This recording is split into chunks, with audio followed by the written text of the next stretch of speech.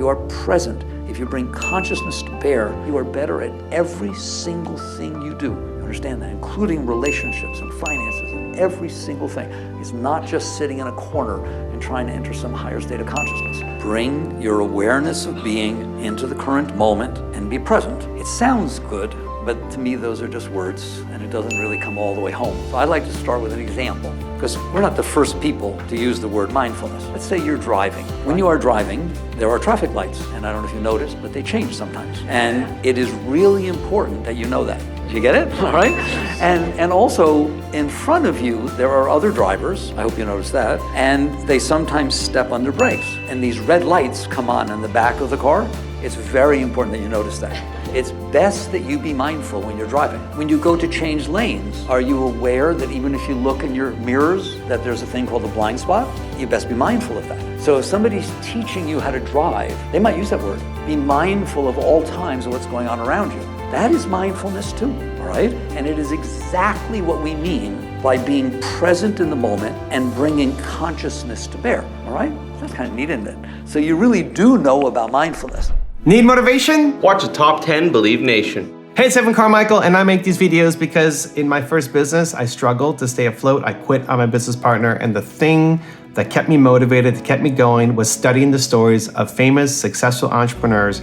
And in their stories, it gave me the hope, the drive, the ambition, the thinking that maybe I can do it too, that extra bit of belief. And I still need their stories today, and I'm honored to share them with you here as well. So today, let's learn from one of the best, Michael A. Singer, and my take on his top 10 rules of success.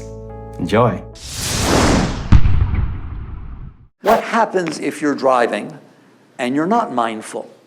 You crash very, very quickly, all right? Aside from the fact that there are lights, there are other cars, there are blind spots, there are these things called curves in the road.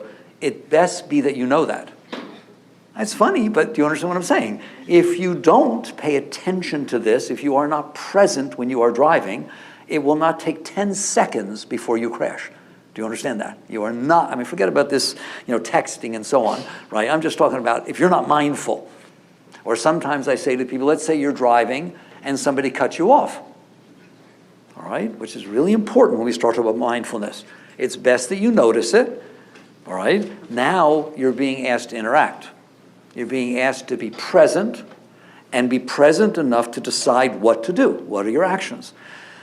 I will ask you, is the amount of mindfulness that you bring to your driving going to affect the quality of your driving? How many tickets you get, how many accidents you get in, and how well you do. Let's say you're a race car driver. Could you use the amount of mindfulness that you bring to driving for driving at Daytona at 180, 200 miles an hour with 15 cars passing you? And the answer is no, you better not. Okay, you best bring a lot more mindfulness to the presence. And what that means as a race car driver, right, is that hopefully there is nothing else going on. You're not thinking about the fight you had with the wife. You're not worrying about this or that. You had best bring your consciousness to bear in what you are doing, or you are in big trouble. All right? But it's not just in driving, because I'm going to put that aside. In that particular case, if you do not be mindful, you're in trouble. Not just as a race car driver, that's required more. So the more, I'm going to argue that the more professional you get and the better you want to do, the more mindfulness you better bring to bear. Is whether you're talking about sports, whether you're talking about driving, right? The more consciousness you bring to bear, I like that term, right? I can use it because we're using examples. Isn't that bringing consciousness to bear in the current moment? The more consciousness you bring to bear in the current moment, the better you are at what you're doing. Anybody want to argue that? Right? Just take the extremes. Don't bring any. Okay? Rule number 2 is let go of yourself. Let go of yourself. Let go of yourself. This thing you call yourself, your preferences, your desires, your needs, your bucket list, and so on, is just a projection of the stuff you stored inside. Well, what do you mean? If you didn't have it, you'd be filled with love and filled with light. You wouldn't be asking any questions. You'd love having a child. You'd love bringing it up. You'd enjoy every moment of it. If you homeschool, you don't homeschool, it doesn't make any difference.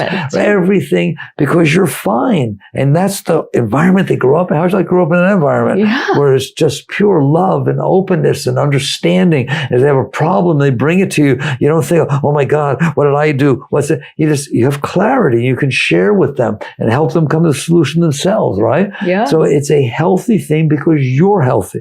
So a parent shouldn't sit there and say, it's so hard to bring up a child. It's hard because you didn't bring yourself up.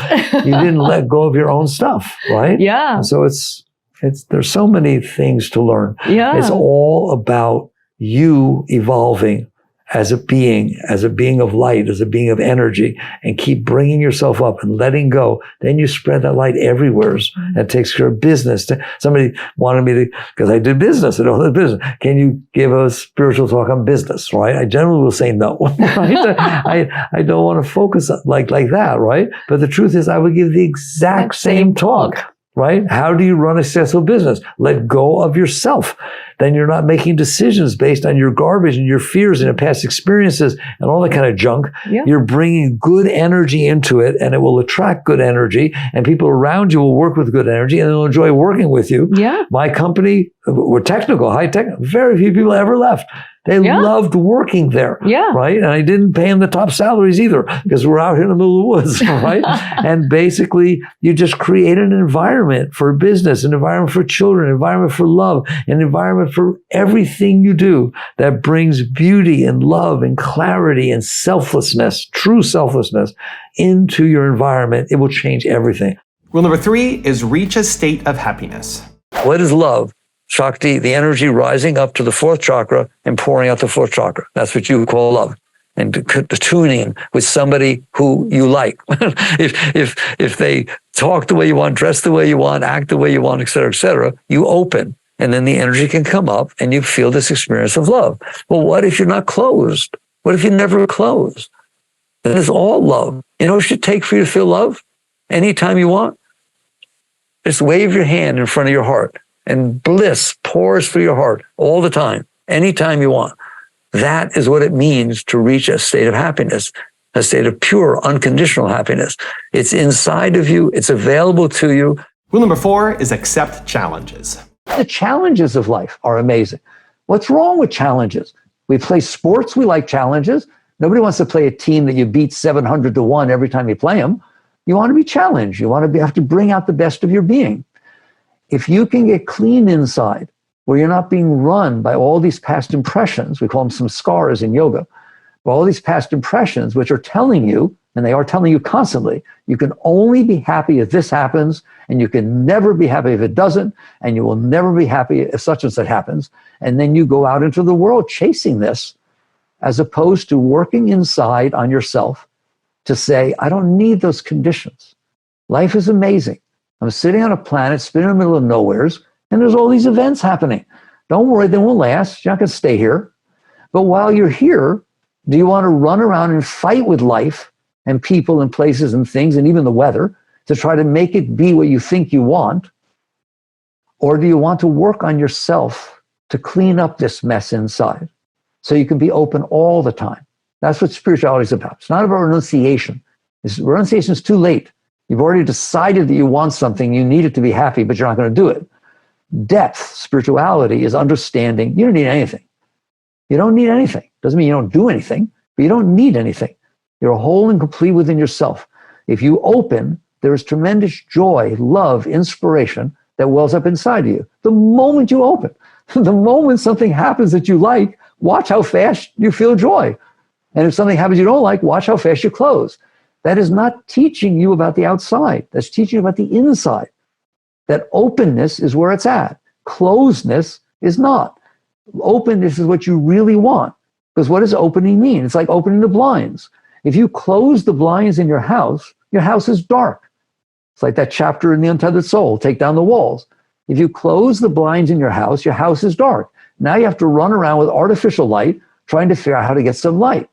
If you open the blinds, you don't have to do anything. The light is coming in.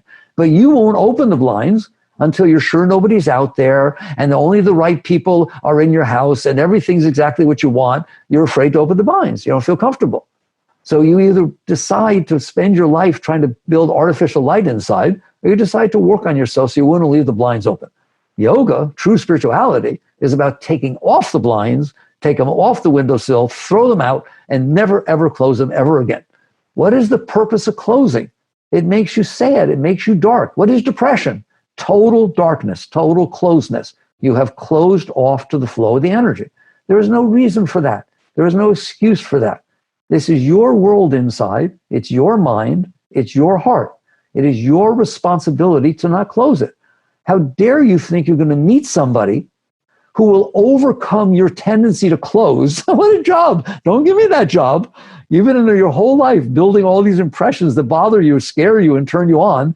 And then you say to me, as a relationship, that it's my responsibility to keep your mind open and your heart open when you're in there closing it all the time? I hope that seems silly and counterproductive. It is your responsibility to keep your mind open. It is your responsibility to keep your heart open.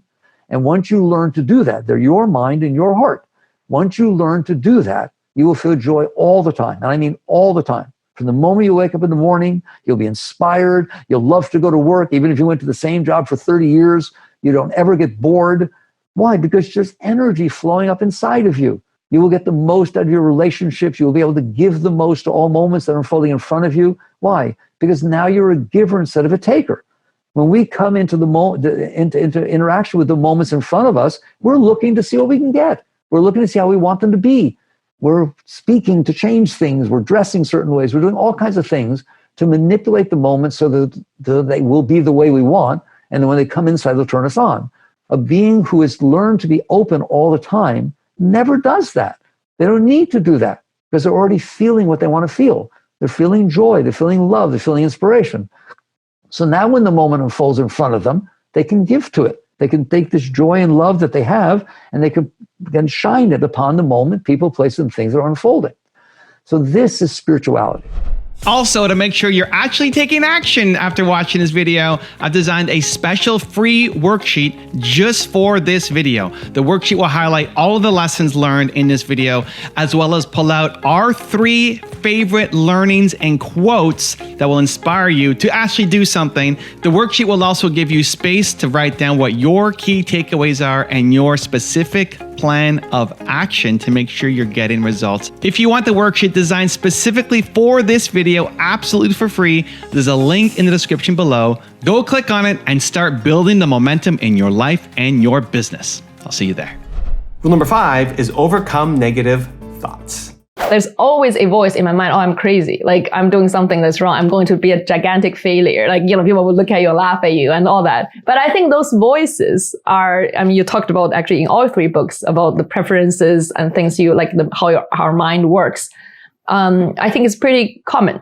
Yeah. Have you had those voices, and how did you deal with those voices? Well, and I explained in the beginning of the surrender experiment, that's how I started my spiritual journey.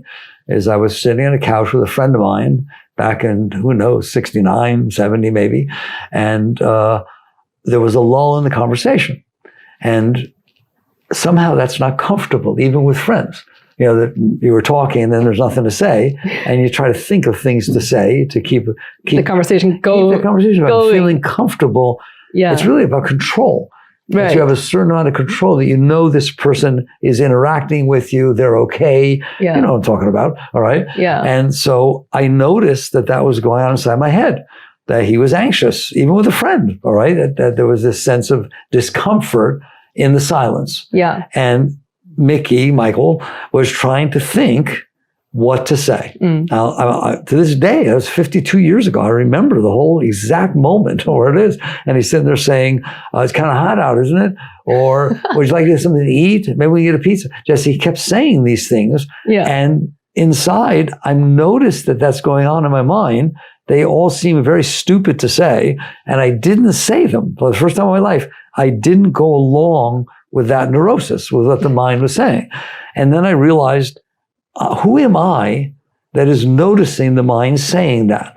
And as simple and silly as that seems, that guided the rest of my life, period. That moment woke me up to realize, wait a minute, it's always talking.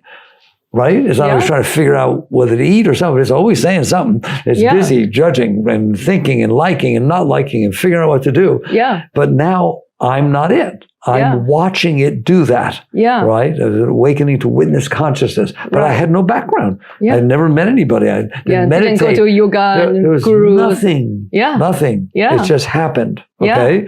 And I'm watching it. And I started to feel I don't want to be that. I don't want to be like that. Yeah. Right? Yeah. And so I remember the first thing I said, instead of, do you want to do this? Should we do this? So I'm watching this voice inside my head telling me what to say, but I'm feeling distant from it for the first time in my life. And so instead of saying, when I finally talked, I didn't say, where do you want to go? What do you want to do? Isn't it hot? You know, do you remember what Nixon did the other day or something? I sat there and said, I have this voice inside my head talking. Do you have one? And that's what I said to him. And he was a famous lawyer. He was my brother-in-law at the time. And he was a big lawyer in Chicago and had never thought about these kind of things. And basically he looked at me and he looked at me strange with this kind of look. And then all of a sudden, bam, this light went on in his eyes. It was so beautiful. A light went on. He said, yeah, I know just what you're talking about. Mine never shuts up. And there it was. That was, and the rest of all my years, I mean, it stopped, so I don't have to work with it as much, but everything was about that voice. Yeah. All right. So you're talking about how yours was telling you you can't do this. My whole thing from that moment forward was, wait a minute, I don't need this junk going inside my head. Yeah. It's so distracting. It's so negative. It tends Yeah. to be negative, Yeah, right? most of the and time. so on. So by the time I was building the house, I had started to work with that voice. And I started working with it by telling it to shut up. That's what I do. Shut up. I don't want to talk to you. Right? Then you realize that's the voice telling the voice to shut up. Yeah. It took quite a while for me to wake up to realize how to work with that. Right. But at that time, I was not listening to it. If Yeah. it said, you can't build that house, I said, shut up. Which is not the right way. Do not do that. Suppress it. That is not the right way to deal with that voice in your head. All right. But so it wasn't a problem because I wasn't listening to it. Yeah. So I was Yeah. just letting this unfold as it Yeah. was happening Yeah.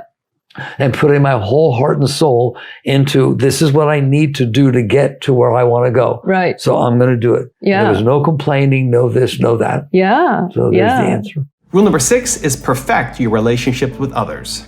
One opportunity that always presents itself constantly in a workplace is perfecting your interaction with other people. It's a relationship, just like your personal relationships that you have at home. You have relationships with every single person you're interacting with. And we need to learn to perfect those. And by perfecting those, we perfect ourselves. Why?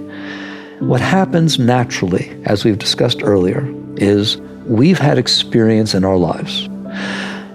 Those experiences have carved you. They've carved your sense of good and bad and what you like and what you don't like, what you're afraid of and what you desire, etc. These are not things you decided. They are things that your environment and your experiences left these impressions. These impressions got left on top of you.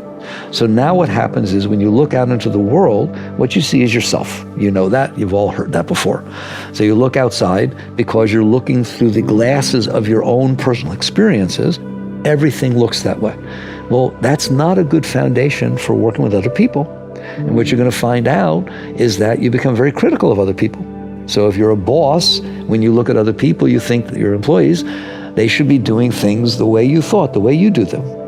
So what it comes down to is, how do I use my interaction with the people in my workforce, in my workplace, to perfect myself so that I learn how to get along with people that are different than me? The beauty of when you go home, there's a handful of people, 1, 2, 3, your family. When you go to the workplace, there's lots of people. And so you get this tremendous opportunity to learn how to work with diversity. People are diverse. So how do I go about working with people? First, you start by neutralizing yourself. You realize that your view of how it should be done, what everything is just your view. So you try to listen to what other people are trying to say through their actions about how they would go about doing it. Now, I could give you a nice talk about how everybody has contribution, everybody has something to give, and just give them an opportunity. Let's say you're past that. And what you see is that things are not being done in a way that is constructive or ultimately efficient.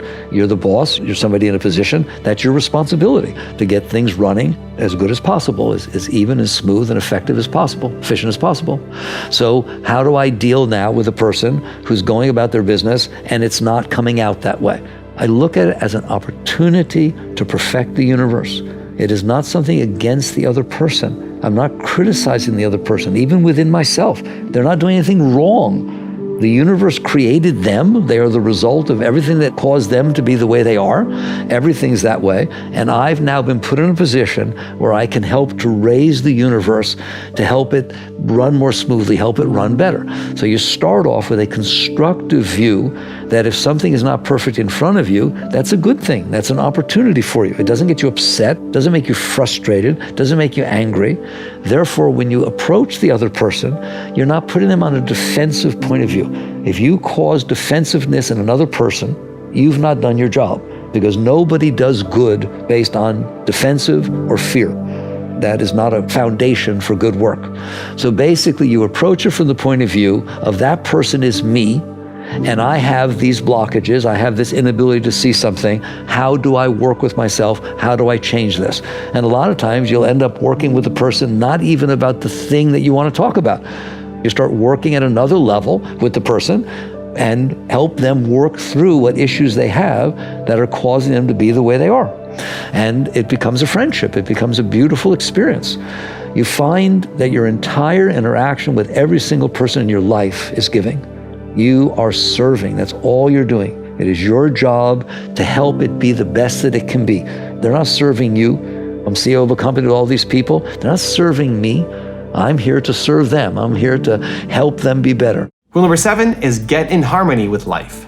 Once you get comfortable being with reality, this is very deep. This is what Lao Tzu tried to talk about in the Tao. Now that you are willing to let go of yourself, your personal self, and interact with reality, your awareness is now experiencing reality, you will find that there's not one single moment that unfolds in front of you that is not calling to you to interact with it. It is there, you are there, because you are meant to be with each other. That's how perfect it is. It's like the most perfect relationship. People are looking for their soulmates. It's right in front of you. It's called life. It is the most perfect fit for your being. That's why you're there and it's there. And you will feel it and you will know what to do. I'm telling you, you will never, ever have trouble making a decision again for the rest of your life. You will never wonder. You will never have any angst or anything. It'll just be the universe. It's sort of like, listen to me. You're on the ocean on a surfboard. How do you know when to go up and when to go down? You don't. The wave does it for you. You just ride the wave. The wave comes up, you go up. The wave goes down, you go down. But what if I want to go down when it goes up? You fall. What if I want to go up when it goes down? You fall. It's like you just interjected yourself into a system that you're supposed to be in harmony with. And if you are in harmony with it, you will know exactly what to do because it's telling you what to do. It's not telling you with words, but it is telling you what to do, isn't it? It's telling you what to do. It's a go to the right, go to the left, feel it, be in harmony with it. That's how you ride a wave. That is the Tao. That is what Lao Tzu was talking about, how you ride life. If you're not busy in there wanting it to be other than it is, then you are in harmony with what it is. The moments know where they're going. They're part of a harmony that's moving through time and space. You are here to experience that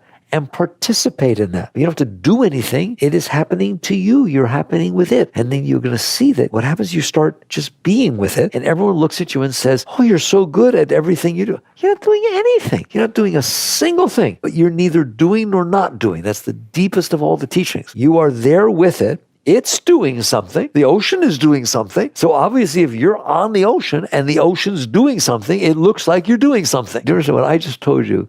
Is the entire Bhagavad Gita. It's the deepest teaching you will ever even come close to. Everyone will think you're doing things. You're not doing a single thing, but you're also not doing either, right? You are just being on the ocean and being with it, and the ocean knows where it's going. Therefore, you will be the one who's in harmony with everything. It's so simple that we miss it. If you want to play baseball and you want to pick up a grounder, I do not think that what you should be doing is guessing where it's going to go next. You should be watching it. Why? Because it knows where it's going next. You see, that seems so weird. You're the smart one. You should be the one who can figure it out. I guarantee you right now, that ball knows more about where it's going than you do. The ground and the ball and the interacting with them knows way more about what's going to happen next than anything you're going to figure out. That's why they say keep your eye on the ball. They don't say keep your eye on your mind. They don't say that. They say keep your eye on the ball in every sport. Why? Because the ball knows where it's going. It's the forces of nature. Therefore, it knows where it's going. It is perfectly in harmony with all the forces that it's interacting with, isn't it? So if you keep your eye on the ball, you have a better chance of being where it's going because you're paying attention to where it's going. You're not guessing. You're not figuring. You're not using logic. You're not worrying. You're not angsting. You're not hoping. You're not praying. Even a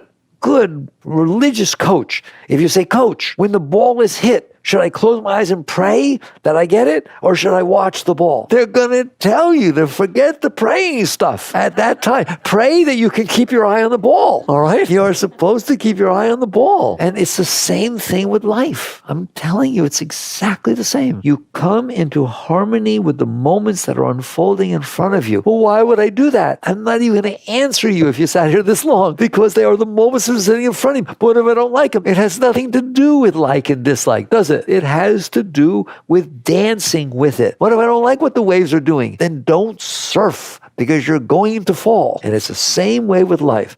Rule number 8 is practice gratitude. I'm here for a little while on the planet Earth. Just a very little time, a few years. And I get to see, I don't get to see much. It's really embarrassing. I only get to see the little tiny bit that's in front of me in a given moment, and I miss everything else. You understand that? Those of you who think you know something, you don't know anything. Here's a book. It's just the most brilliant book. Read one word. Give me the book back. Do you know the book? Here's a moment in life. There are 700 billion quillion going on at the same time. You saw one. You know what's going on? No. You don't know what's going on. You don't have the slightest idea what's going on. You only know what you picked up. I told you, statistically, what you picked up is statistically insignificant. In fact, it rounds to 0.000. Am I right or wrong? You see it? So therefore, what you picked up can't be anything. It's nothing. It's zero. But you think it's everything. And to you, it is everything because it's the only thing you picked up. Your universal set is like nothing. It's just, God, I'm trying to talk to you intelligently. So the right way to come into the moment is to sit here and realize I'm a conscious being. That's a blessing. However it came from, I don't know, but I'm here. I know I'm here and I'm conscious. And there's this moment unfolding in front of me. I am well aware that there are 700 billion zillion going on everywhere that I'm not experiencing, but I can't do anything about that. Let me at least experience the one I'm experiencing. Wow, it's kind of neat.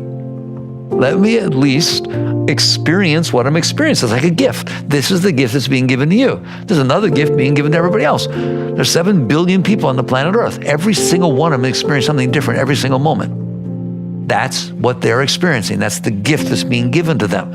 And so you actually come into the moment, I'm afraid to say it, with a sense of honor, with a sense of respect, with a sense of gratitude. You sit there and say to the moment, wow, thank you. This is the one I got to experience. It has nothing to do with what I want, what I don't want, or what should be, or what shouldn't be. It has to do with my humility of realizing I'm not the creator of the universe.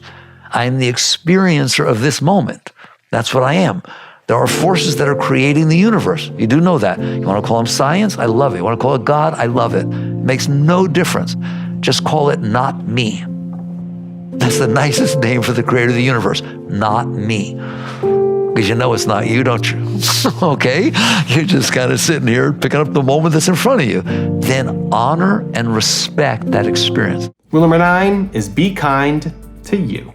You start by honoring, respecting, and accepting the blessing and the reality and the right of what is unfolding in front of you. If you don't like it, you look at that as disharmonious. You let go of yourself. And that's, Christ said, you must die to be reborn. That's what we're talking about. You literally do the process. Don't get mad at yourself for being a certain way. Just don't participate in that part of your being. You don't have to get mad at your hand because it wants to pick up a cigarette. Just don't pick up the cigarette. In fact, if you get mad at your hand, you'll probably be so stressful, you will pick up the cigarette. Then you definitely need a cigarette. It's the same thing with drinking. Just don't do it. Don't get mad. Don't do anything. Just don't participate in the process that will not take you where you want to go. So if you find yourself making up an alternate reality, I am begging you to just let it go. If you find yourself not liking the reality that's unfolding in front of you, I am begging you, relax and let go. All right. That's not the end of your relationship with life. That's the beginning of your relationship with life. And rule number 10, the last one before some very special bonus clips, is value your experiences. Your mind is a very great thing. It is brilliant. It took metals and sand and taught the sand to think, and silicon, and took metals and made a rocket ship, got inside and flew to the moon. Oh my God. You are brilliant. You have a brilliant mind, okay?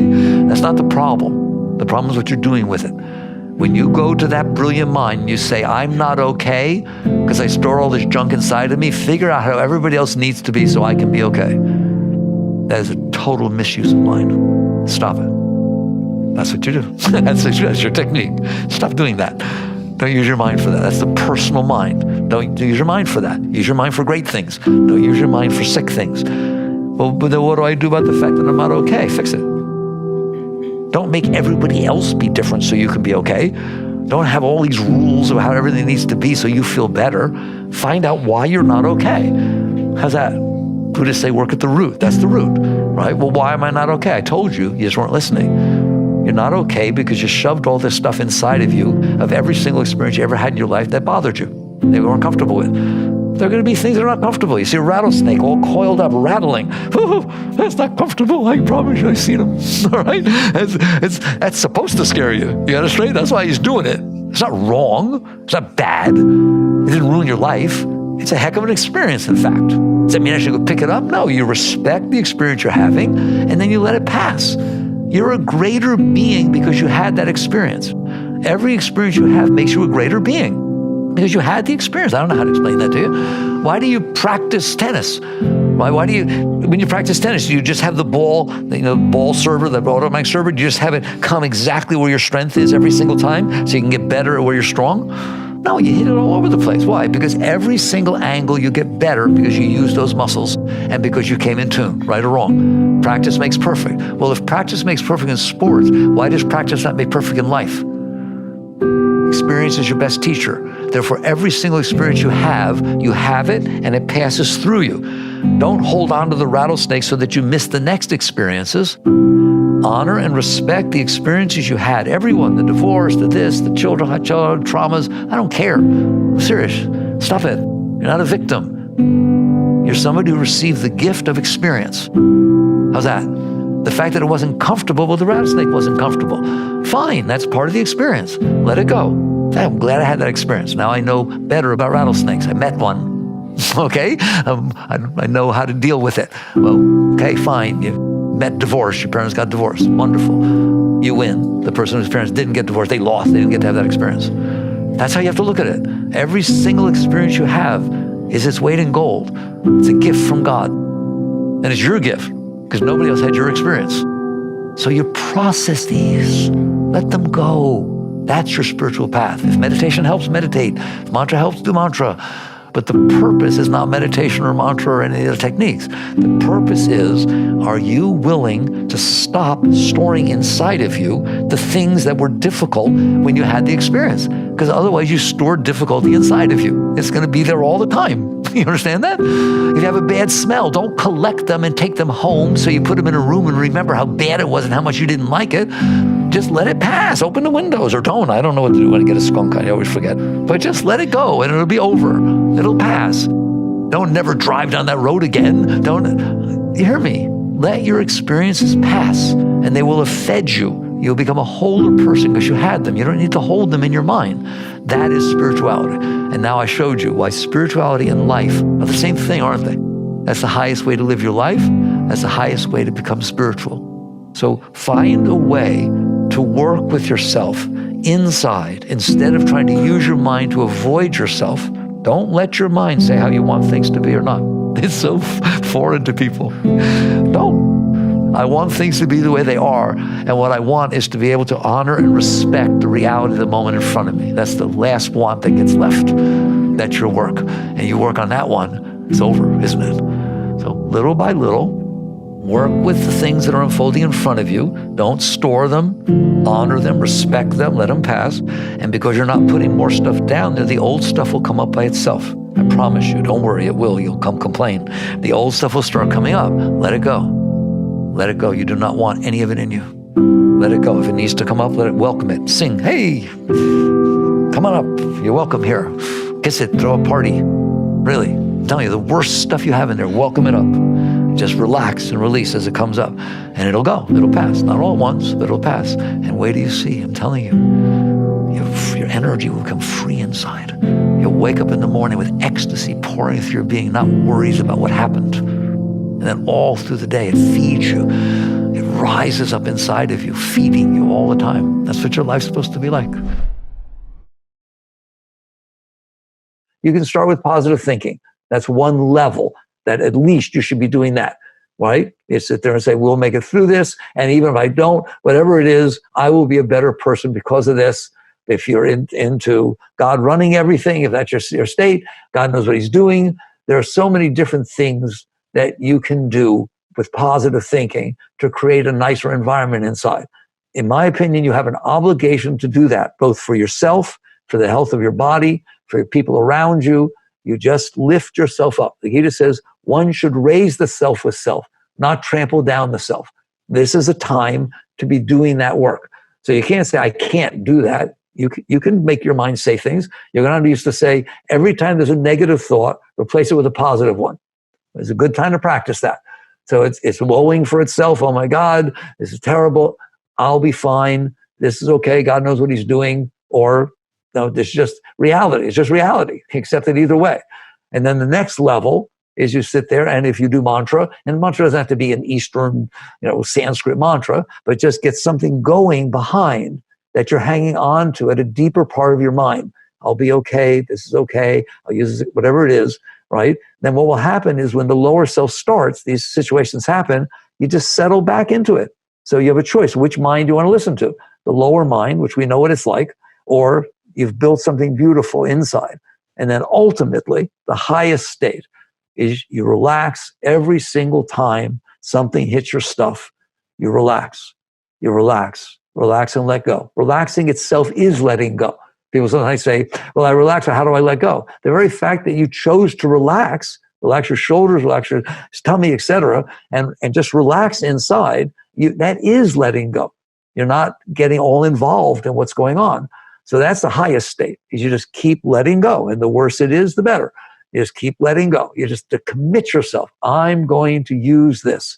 All right. Then you, of course, put aside some time in the morning and evening to remind yourself that this is what I'm doing. Mindfulness is about this. It is about finally waking up one day and saying, I'm the boss. I'm in here. I have a mind. I can do better with it than letting it scare me all the time, than letting it remind me of everything that ever bothered me. That's not fun, is it, right? And let's say you're going to give a talk in your class, all right? A lot of people, the mind gives them a little trouble before that, doesn't it? Oh my God, what if I forget my lines? Does anybody's mind ever do that to them? Doesn't that help you perform better? No, it doesn't. So I could just sit here for the whole hour and a half and remind you of how ridiculous it is what goes on inside your head, right? It is worse than an arm that won't stop doing this. And some people sit there and say, but it's beneficial to go over this stuff. Yes, if something happens to you and you make a mistake, sit down, look at it, pay attention, learn from it, and for God's sakes, not for the next 20 years. Why did I do that? If I hadn't done that, this would have happened. Do you understand that? You can't tell me there's a benefit. There is no benefit. It's just that you haven't learned how to work with this thing called mind. You're trying to make your neurosis or your anxiety relax. No, anxiety doesn't know how to relax. Anxiety is anxious. Do you understand that? It's his nature, right? It's all jumpy and stuff like that, right? But you who's noticing it, you who has the hands in there, you can relax. You can sit there and say, okay, fine. Just relax and lean away from the noise. Just go to that place. Okay, that zone, it's like a zone, right? You know what I'm saying? Athletes talk about being in the zone, right? There's a zone inside. If you relax behind that noise, there's a peace back there. There's a quiet. It doesn't have to be a big spiritual experience, but it's a heck of a lot nicer than hanging out with anxiety. Yeah, it's the observer. It's what it feels like. You're the observer and you relax. And if you do that over time, not immediately, but over time, you will find that which was making you anxious, the neurosis downstairs. Oh my God, my boss is going to be mad. I told him I'd be there. I'm going to be late. You're going to be just as late anyway. It's not going to change a thing. You look at that and you realize, I'm okay. I'm okay.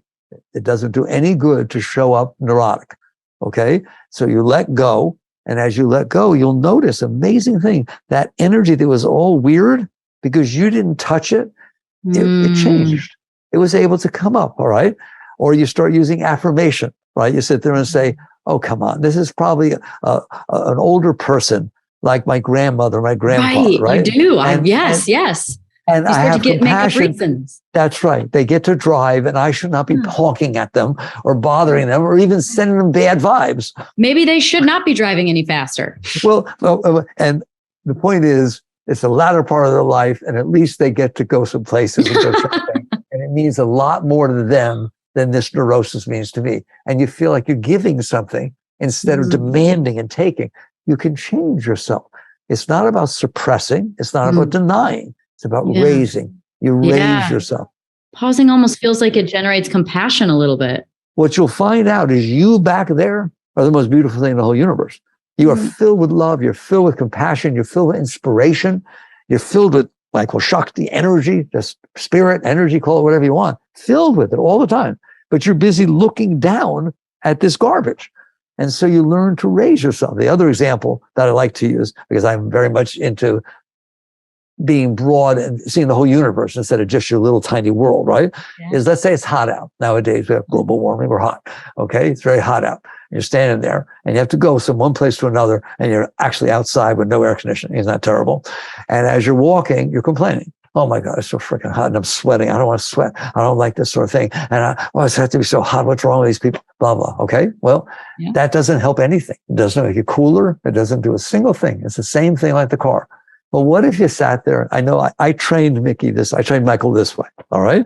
As I sit there and I look and I say, how did it get hot? Shh, be quiet. How did it get hot? What do you mean? Why is it hot? Well, because there's a sun out there. You mean there's a star 93 million miles away and it's hot. It's so hot that you feel it's heat here. I'm in Gainesville, Florida. Miami is about 300 miles away. I asked them, how big would a fire have to be in Miami for you to feel it in Gainesville? If the whole town caught fire, you would not even know what happened. That thing's 93 million. You hear that, Dr.? It's 93 million miles away, and you can feel the star shine. Okay, oh, wow. You can feel. Is that neat? And all of a sudden you say, like "That's neat. That's neat. I can feel a star." The stars are neat things, right? And you start working with yourself that way, and it works. You raise yourself, and you get curious almost. Karma yoga is about everything else. That's why karma yoga is the deepest yoga. It's not about your relationship with your body, with your heart, with your mind, or even with your higher bodies. It's about your relationship with the rest of the world, with the rest of what's unfolding in front of you. How do I interact with the reality of life that keeps manifesting before me? That is the topic of karma yoga. And it's often considered the deepest yoga because it is so expansive in one's life. In fact, one of the deepest spiritual scriptures in yoga, the Bhagavad Gita, is considered a treatise on karma yoga. So what is karma yoga? What is our relationship with the world around us? In order to understand that, to begin to truly understand that, you have to understand two things. One, who are you? Who's in there looking out? What is the nature of your being that has a relationship with the world around you? And the second is, what is the nature of the world outside of you? The first is actually quite simple. You are the one who's in there looking out. This is what the essence of witness consciousness, and Krishnamurti used to talk about objective observation. You are the indwelling being who looks out through your eyes, hears through your ears. You are the one who knows you have a body. You were the one that was in there when you were 6 years old, and when you looked in the mirror, you saw a 6-year-old's body. Now you see whatever age you are, and it will continue on. You are the consciousness, the awareness of being. You see the emotions that are coming up from your heart. You see the thoughts that are created in your mind. And ultimately you experience great love and sometimes bliss as you get deeper within yourself. It's all the same you. There's just one of you there. That's you. Well, what is the nature or the reality of the world outside of you? That is one of the most fascinating and beautiful topics. If you turn to science, they will tell you that 13.8 billion years ago, there was this big bang. And subsequent to that, there were these thick gases of hydrogen and helium that fused together based on gravity and built the universe as you know it. A wise person realizes that every single moment of their life, what is unfolding in front of them is the result of 13.8 billion years of the universe unfolding and evolving until it finally landed at their doorstep and presented the moment that's in front of them to them. So the world outside of you is not of your own making. The world outside of you belongs to science, belongs to God. It belongs to evolution. It belongs to cause and effect. It is indeed the moment in front of you. Took 13.8 billion years to get there. You can't call it your own. You didn't make it. You weren't even here. The other way to know that the world outside of you has absolutely nothing to do with you, it belongs to itself, is to realize that the moment in front of you is no different than the moment to your left or the moment to your right or the moment behind you or the moment anywhere else in the universe. The universe is expressing itself everywhere. You're just seeing one particular moment, one particular point. You can't say that because it's the part that you see there's something special about it. It's just the part that you see. So a wise person comes to the point of realizing that they are inside looking out. What is outside is the result of creation. It is not theirs. It doesn't belong to them. It is just passing by, and they just happen to be seeing that moment.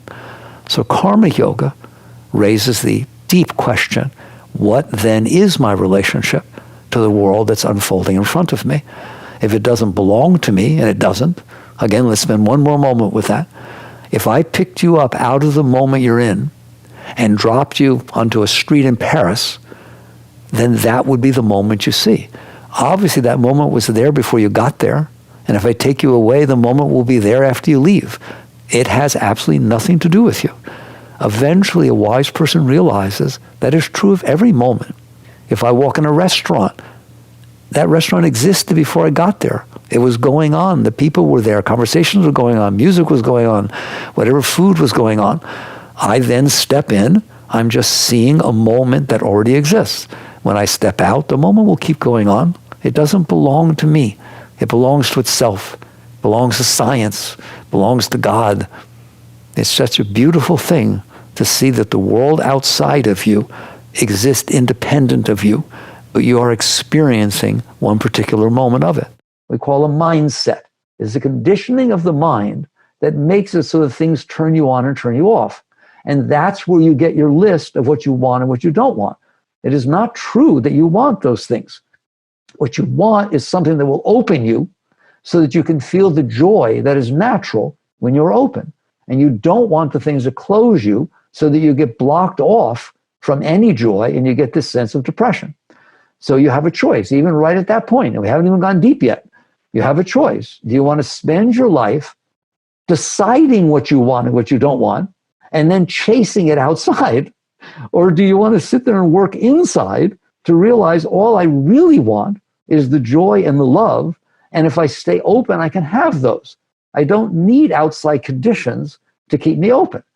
So I make a very important point, because in spirituality it gets mixed up. Spirituality is not about renunciation. There is no renunciation. Renunciation says, I've decided what it is that will make me happy, and I'm not going to do it. Well, that sounds rather absurd, all right? Spirituality says, it was stupid of me to decide what will make me happy instead of being happy with life, instead of being grateful and turned on by all of the amazing things that are happening in front of me and all the past experiences I got to have. Why don't I just enjoy all that and then come into life filled with love, filled with joy, and give the whole of my being to the moments that are unfolding in front of me? That's what spirituality says. So it's not about renunciation. It's not about things are wrong and things are right. It's about understanding that you did this. You did this with your mind. You set up conditions in which your mind would open, and then your heart opens, and conditions in which your mind would close, and your heart closes. So spirituality is some people say spirituality is not logical and rational. It is so. It's saying to you, why are you doing that? If you want to have a beautiful life spin around a planet in the middle of nowheres, why don't you just open It's your heart, it's your mind. It doesn't need conditions to open. It's just you don't know how to do it. It's you've become used to, programmed, habitual, that you had a past experience. This, by the way, this is where it comes from. How did you decide? How did your mind decide what it is you want and what you don't want? You did not make those decisions. They were programmed into you by your past experiences, all of them. So you had a past experience where something was nice with a certain person, they looked a certain way, they had a certain name, they drove a certain kind of car, whatever it is. And it really was high for you. It was beautiful years and years ago. Now one of those things shows up. You meet somebody with that name. As shallow as that sounds, don't kid yourself. You meet someone with the name of your ex, you close down, even though it's not the same person. You meet someone with the name of who you had your first date with in high school, that it was a wonderful relationship, and you open up. And likewise, when you see a car they had a nice experience in, it turns you on. So you are programmed by your past experiences such that if they were good experiences, they tend to open you when something reminds you of them. When they were negative experiences, they tend to close you. And that is where you get your list of what you want. That's why all of our lists are different. Everyone's list is totally different. Someone tells you the list is the same as yours, they're manipulating you, because everyone has had different experiences. And based upon those experiences, it left these impressions on your mind, and you came up with this list of what I want. So when you make the list of what you want and what you don't want, you're really making a list of your past. That's how you came up with those things, even colors that you like, anything. They are impressions. Skinner, the psychologist, said man is the sum of his learned experiences. It's not true. It's true that your mind and your heart, your personal heart, are the sum of your learned experiences. But you are in there noticing this. So I make a big distinction with BF, right? That you are in there and you are noticing that your mind is the sum of your learned experiences. And it is. That's where psychology meets spirituality. Psychology is right. All of the psyche, your thoughts, your patterns, your likes, your dislikes, your problems, and neuroses, etc., are the sum of your learned experiences. But you are in there. You are the consciousness, the awareness of being who notices that what I'm saying is true. So basically, you come to the point where you have to decide, do I want to continue letting my past leave impressions on my mind and my heart such that only certain things will open and close me, and then I will spend my life chasing after, manipulating, controlling, conniving, whatever you want, the world around me, so that sometimes it unfolds the way I want? Or do you want to sit there and understand that you're the one who's making these decisions? It's your mind who's setting up the conditions. Why don't you just not do that? Basically, there are three categories or groups of objects of consciousness that your consciousness is aware of. One is the outside world. If you close your eyes, you don't see the outside world. If you open your eyes, there it is. Okay, it comes in. I discussed in the book, goes deep, tries to be somewhat scientific so that we fit into an intellectual model, because everything is logical and intellectual and reasonable. So the fact of the matter is, most people don't think about this, you don't really see through your eyes. Your eyes are sensors, we call them senses, but they're sensors, just like computer sensors, that are picking up light, turning it into signals that are being sent up your nervous system, optical nerves, and then it is rendering it inside your mind. Just like you look at a flat screen TV, and you look at it in there. That's hard for us to relate to, because our mind is so intelligent that it creates 3D and depth perception and everything, even though you're actually back in here watching what's coming in. And I like to have fun with people. I say, I'll prove it to you that it's really just light that's bouncing off of objects and coming into your eyes, right? Turn off the lights and you won't see anything, because then there's no light bouncing off of things. But that's not how we think. We think, it turned off the lights, therefore I can't see. No, it's because I turned off the light. There's no light bouncing off the objects and reflecting back into your eyes. It's kind of neat, isn't it? All right? So it's fun to talk about this stuff. So one thing of the three-ring circus is there's an outside world with all of its objects, and there's a lot of objects out there. The second is, that's not all you receive inside, not all you're aware of inside. You're also aware of thoughts, which I'm sure we'll be talking about deeper. So I'll just surface level it. You're aware of thoughts that go on in there. Are you not? right? You notice your thoughts are talking to you. You notice you can make your thoughts think different things. So the consciousness, the exact same consciousness that is aware of the outside world is aware of your thoughts. They're not separate, not categorizing it. This is the consciousness that hears my thoughts, and that's the consciousness that sees the world. You can do them both at the same time. You're looking at something and thinking about it. And your same consciousness is seeing both. And then the third is your emotions, which are quite different than thoughts. And I'm sure we'll talk more about that. But basically, emotions are feelings, they're vibrations that come up. They're not, thoughts are thought forms. You can actually see a boat in there. You can see, you don't see words, but you can hear words. They're talking to you, that voice inside your head. Emotions are like that. They're just basically shifts in energy patterns, vibrations that you pick up, but they're very strong and they catch your consciousness. So those are the three things in the three-ring circus: the outside world that you're aware of, the thoughts that are inside your head, your mind, and the emotions that emanate from your heart. And the consciousness gets distracted by those things. So it's really funny that the word distraction becomes a spiritual word. People don't think of it that way. But deep spirituality deals with distractions. That's what it's all about. If you weren't distracted by your emotions, distracted by your thoughts, or distracted by the outside world, you'd be sitting in samadhi. The consciousness would be able to come back into its source. All you can be responsible for is yourself. Your starting position is, right, you have to evolve with the different situations that are presented to you. And my experience is, if you do that, the rest will happen. The people around you will be raised naturally. Understand that? Like if you bring anger into a situation, imagine a household where everyone's always fighting. If all of a sudden somebody's not, and somebody's bringing understanding and love, that's all they have to do. It will change things, right? But you can't sit there and say, I won't change it until everybody else does. You know, I'm going to protect myself because I don't trust. That doesn't work. That's the chicken and the egg. Change. Right. So that you're asking, you're so surprised. You're asking such big things. All right. It's like, can it be better? Of course it can be better, but it requires that everybody work on themselves. Because while they're not working on themselves, they're working on everybody else. They're just trying to manipulate. The world has its ebb and flows. It has its cycles. And it should have its cycles. And you do not understand those cycles, and you will never understand those cycles. How could you possibly? You only see this tiny bit of life. It's a whole. Its cycles are in harmony with its universal self. You only see the wave when it passes by. You say, oh, I shouldn't be doing that. Why? Because it messed up my face in the reflection. That's why. You'll always do it in relationship to you. You want to know how wrong you are? Every single time you say something's good or bad or right or wrong or better or worse or preferred or not preferred, I'm going to ask you based on what? Every one of those things are relative terms. Good, bad, right, wrong, preferred, not preferred. Those are relative terms. She doesn't agree. She doesn't agree.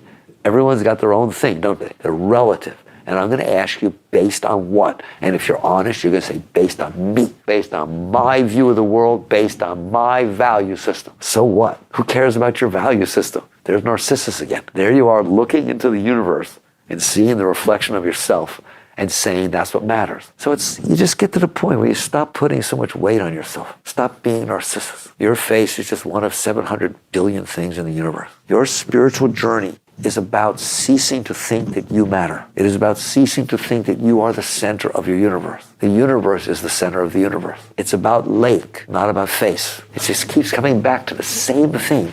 You have to wake up to that. So your spiritual growth is not about getting into yourself or changing your views or even to go in there and mess around with your mind is crazy. Your mind doesn't matter. It's a nothing. You know how long it takes to erase a hard disk? Just take a good magnet, pass it across, it's gone. So it's just meaningless what you have in there.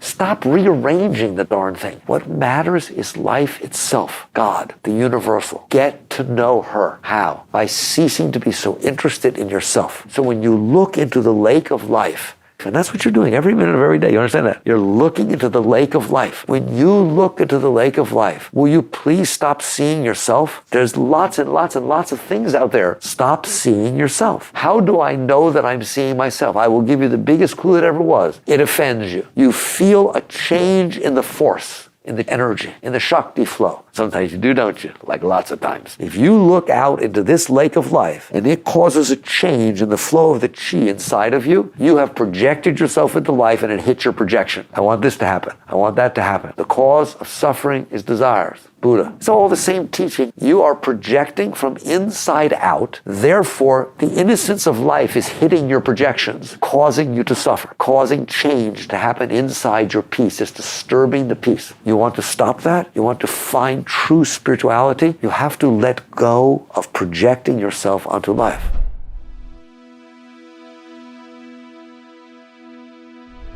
Because you made it this far in a video, I want to celebrate you. Most people start and don't finish. Most people never actually follow through. Most people say they want something, but they don't ever do the work to actually get it. But you are different. You are special. Believe Nation, you made it here all the way to the end, and I love you. So as a special celebration, if you put a hashtag believe down in the comments below on this video, I will showcase you and celebrate you somewhere on the screen in a future video because you are awesome. For 10 more amazing rules from Bruce Lipton, check the video right there next to me. I think you'll love it.